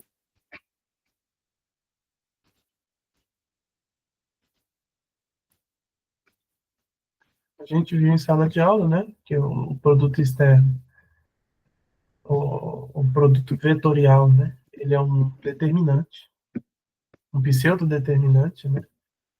Mas essa questão, o problema 51, ele está falando sobre a norma do produto externo. Qual é a norma do produto externo de dois vetores, né? Vetor A, vetorial B. Então, a gente sabe que a norma do produto externo, uma das fórmulas para calcular ela, sem precisar passar pelo produto externo propriamente, é calculando a norma do A, a norma do B, e multiplicando pelo seno do ângulo entre eles, né? Então, como a gente calcula a norma desse produto interno? Calcula a norma do A, multiplica pela norma do B e pelo seno desse ângulo. Qual é o seno de 45? Raiz de 2 sobre 2. A raiz de 2 vezes raiz de 2 dá 2. Dividido por 2 dá 1. Então, somente 3. A norma do produto externo de A com B é 3. A norma do vetor, lembrando que o produto externo, diferente do produto interno, do produto escalar, o resultado dele é um vetor. Então, é isso que a gente está calculando aqui, não é o vetor em si, é a norma dele. É o comprimento desse vetor. O comprimento é 3. Ok? Problema 54. Problema 54, mais um problema de aplicação, só que do produto externo, não do produto interno, né? Como que a gente aplica o produto externo para calcular, por exemplo, a área de um paralelogramo? Então, a gente viu uma das propriedades interessantes do produto externo, desenhar aqui um paralelogramo, né? Se você tiver dois vetores, vamos colocar aqui dois vetores.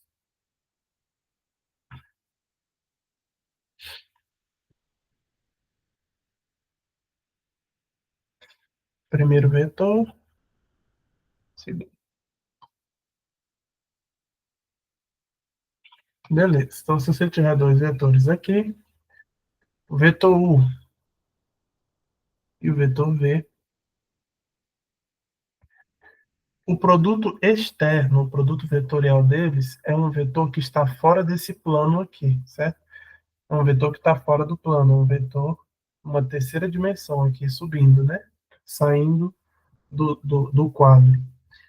Mas a gente viu que uma das propriedades interessantes é que se você calcular a norma do produto externo, o produto externo, né, ele é representado por esse símbolo, né? Alguns livros antigos usam essa notação aqui, eu esqueci de comentar, esse X aqui, mas nós vamos usar esse símbolo diferente aqui, ok? A norma desse produto externo, ela coincide com a área do paralelogramo. Do paralelogramo definido por U e V, pelos dois vetores, formado por U e V. Então, isso é uma propriedade do produto externo útil para aplicações. Então, uma forma da gente mensurar essa área aqui é calculando a norma do produto externo. O problema vai ser calcular o produto externo. E depois, para calcular a norma, é uma coisa fácil, né? Como que a gente calcula o produto externo? Então, a princípio, vou colocar aqui embaixo, o produto externo de U por V é definido como sendo determinante dessa matriz aqui. I, J, K, coordenadas do vetor U. Quais são as coordenadas do U? 3, 1 e 2. Coordenadas do vetor V, 4, menos 1, 0. E aí, calculando esse pseudo-determinante, como a gente viu na sala de aula, isso não é um determinante legítimo, porque essas três entradas aqui não são números reais, são vetores, né? Então, o determinante envolve números reais apenas, não vetores. Está tudo certo aqui com a transmissão da. Beleza, então a gente vai calcular esse pseudo-determinante usando métodos de cálculo para determinante de matriz 3x3. Como que a gente calcula esses determinantes? Então, primeiro, você pode usar o método de repetição das colunas, né? O método mais tradicional. Vamos fazer ele, simplificar aqui. E o resultado disso vai dar quanto? Primeiro, no caso dessa primeira diagonal aqui, vai dar zero, zero vezes i, mais essa segunda diagonal dá 8j, k, terceira diagonal, k vezes 3 vezes menos 1, menos 3k. Primeira, primeira expressão aí que a gente está mexendo. Em seguida, né? Em seguida, menos. Agora voltando. Essa diagonal aqui dá 4k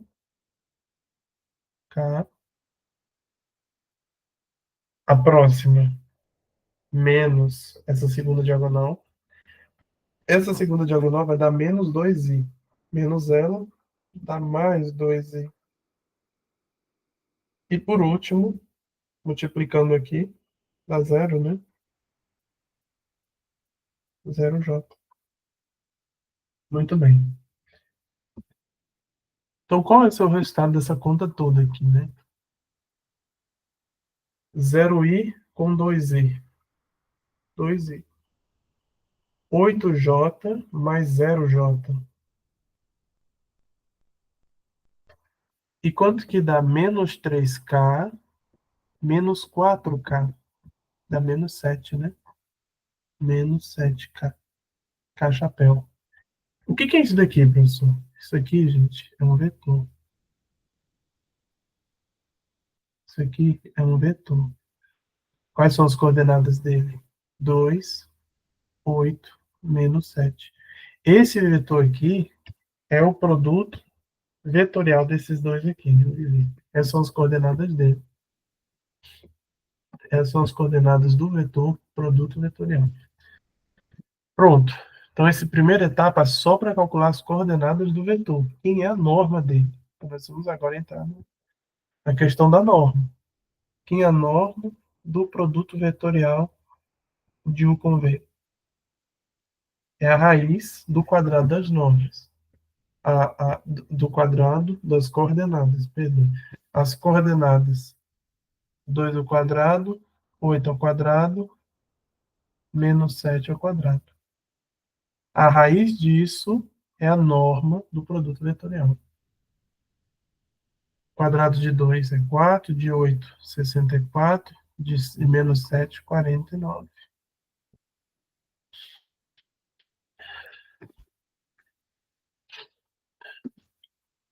Qual vai ser o resultado disso? Essa expressão toda aqui, 117. É isso? Isso. A raiz de 117. Então, a área desse paralelogramo aqui, a área dele é a raiz de 117. É a raiz de 117, ok? É muito comum, em cálculos assim, que envolvem muitas etapas, né, como alguns que a gente fez aqui, haver um erro numa expressão, num sinal, né? Isso não é importante, né? O que importa é você entender o método, é você seguir, mostrar que você seguiu a sequência certa, né?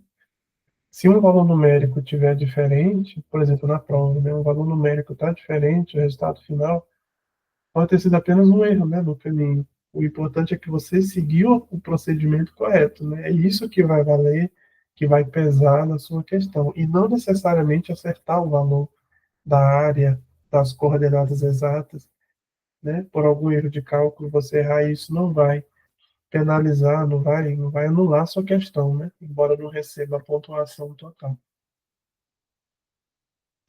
54. Então a gente fez.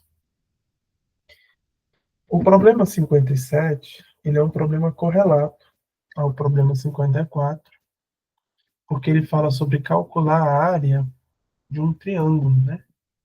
Como que você calcula a área do triângulo usando só as coordenadas dos seus vértices? Então, vamos lá.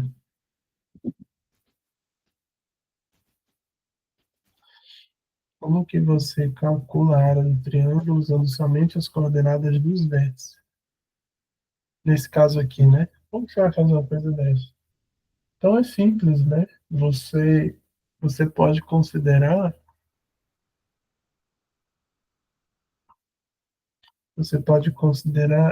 dois vetores, dois vetores, o vetor AB, por exemplo, e o vetor AC.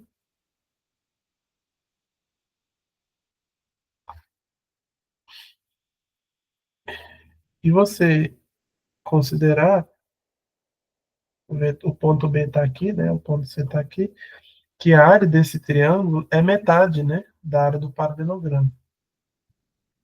A área do triângulo é metade do paralelogramo.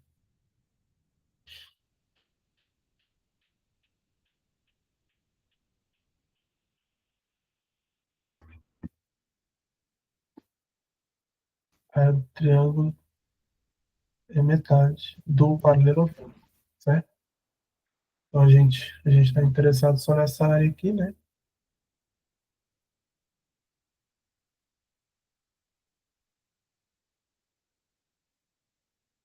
Essa área é metade da área total aqui. Então, é simples, né? Como você calcula a área total? Primeiro passo, calcula o produto vetorial de AB com AC. Primeiro passo. Depois, primeiro você tem que calcular os vetores, né? Calcule o vetor AB, depois o vetor AC. Pronto. Agora, você faz o produto vetorial, depois você vai fazer a norma, ou o módulo desse produto vetorial, E por último, você vai calcular a metade. A metade dele vai ser a área. A área procurada, a área vai ser a metade da norma do módulo desse produto vetorial.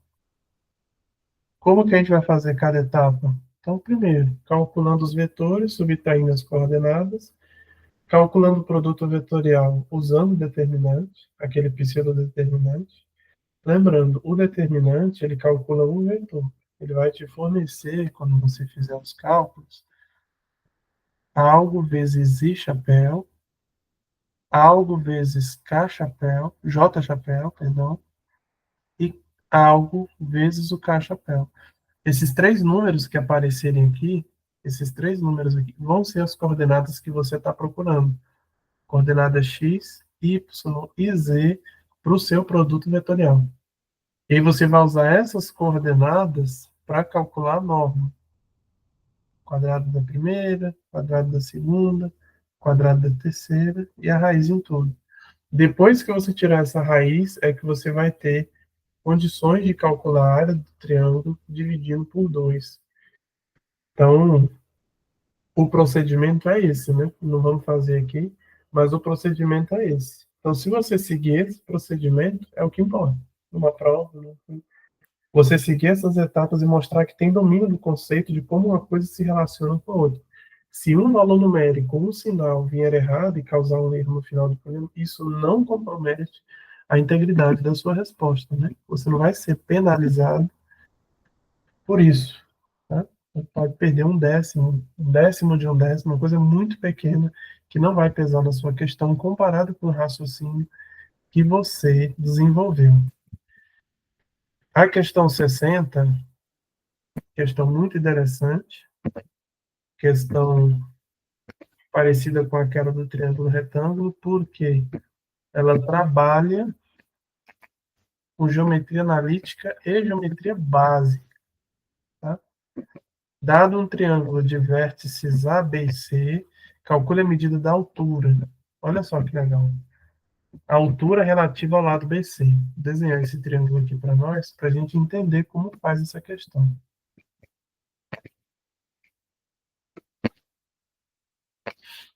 Vamos desenhar um exemplo, né, de triângulo. Um exemplo de triângulo para a gente ver como faz. Então, vamos supor que esse aqui é o triângulo ABC. Vamos supor que o BC seja esse maior lado. Se não for, não tem problema nenhum. O raciocínio, né, simétrico, é parecido. E ele quer que você encontre a altura. O que a altura tem a ver com tudo isso? O que a altura tem a ver com um problema de área, com produto externo, né? Como que você determina essa altura aqui? Bem, é porque uma das maneiras de você calcular a área é multiplicando a base pela altura. Quem é a base? A norma do vetor BC. É essa base aqui. Quem é a altura? H. Dividido por 2. Se você multiplica a base pela altura sobre 2, você tem aqui a, a área do triângulo. A área do triângulo. E a gente sabe que essa área, por outro lado, está relacionada com o conceito de produto vetorial.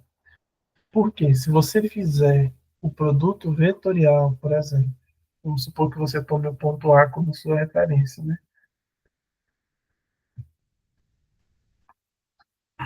Então, você tomou o ponto A como referência. Se você calcular, se você calcular a norma do produto vetorial, a norma do produto vetorial de AB por AC, isso vai te fornecer a mesma área. Então tá aqui a chave do problema, né? Você calcula a norma do produto vetorial, você já vai encontrar a área do triângulo, e usando essa área que já está pronta, você determina a altura isolando o H aqui, né? Você determina a altura isolando. Como que você isola? O H, o H vai ser 2 vezes a área dividido pela norma do vetor BC.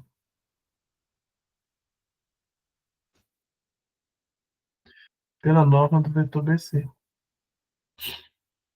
Né? Passo 2 multiplicando, BC dividido. Só que quem é a área, a gente já viu, a norma do produto vetorial de AB por AC. Pronto. Então está aqui a fórmula para a altura do triângulo. Mais uma vez, requer etapas, né? Então, a primeira parte é essa, usar esse raciocínio. Agora, as etapas. O que você vai fazer? Primeiro, determinar quem é o vetor AB e o vetor AC. Pronto, primeira etapa. Passo 1 do problema. Passo 2 do problema. O que você vai fazer? Calcular o produto vetorial de AB com AC.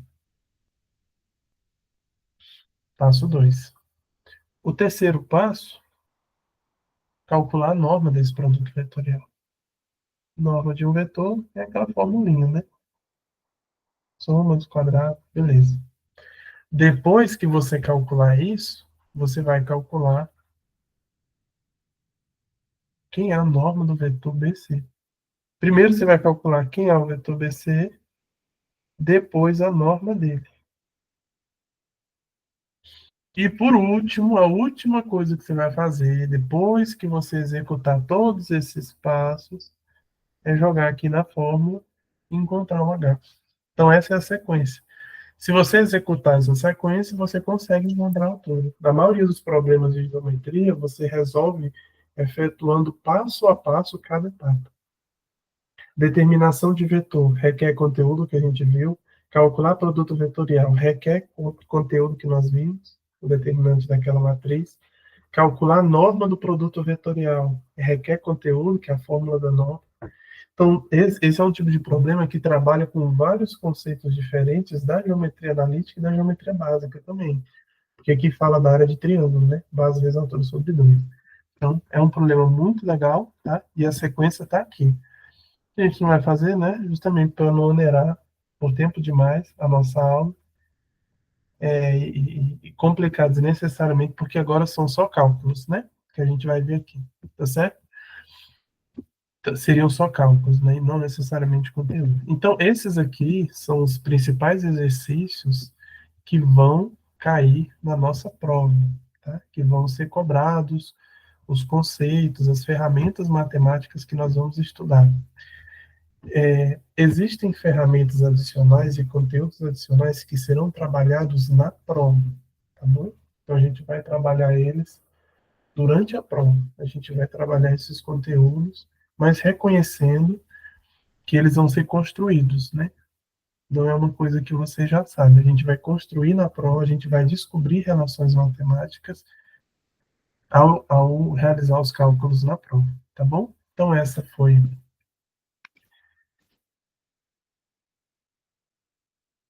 foi nossa aula de exercícios.